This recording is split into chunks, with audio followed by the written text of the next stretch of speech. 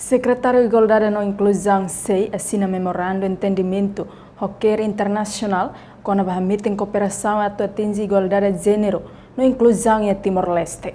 Cerimônia assina acordo memorando de entendimento realiza em Salão SEI Matadouro Dili, segunda-feira semana Secretário de Estado de Igualdade e Inclusão Maria Rosário de Fátima Ateteng.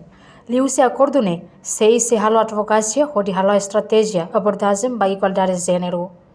Haremos para reduzir violência sobre o feto no labarik feto, maluco portador de deficiência será na comunidade será. Além de facilitar a formação na capacitação de equilitão feto será e a área rural. Acordo artinya que nós vamos a minha decreto lei ne bem foi ela canar a minha atual se decreto de fevereiro para 2019 ne bem foi ela canar a primeiro objetivo que se ir a advocacia, estratégia abordagem integrada de gênero e a política e a planos e orçamento. Segundo objetivo é começar a reduzir violência sobre o feto, no lavar feto, no maluco portador de deficiência, ser na comunidade. Terceiro objetivo é começar a reforçar o feto, participação feto e a direta.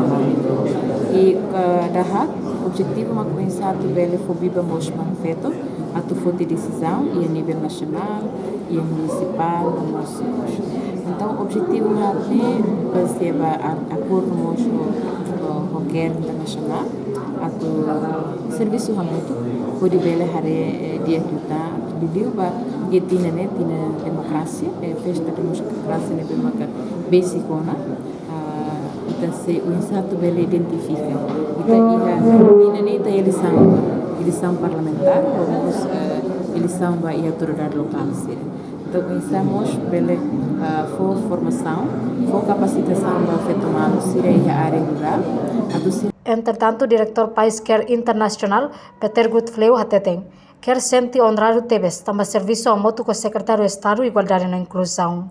O Care International e a Timor-Leste, how sente honrado Tebes, atu Hamilton e a assina acordo parceria Hamilton, o secretário de Estado da Igualdade e Inclusão. Hanasam representante IDA, whose organização nebe linha visão na igualdade de gênero no justiça social.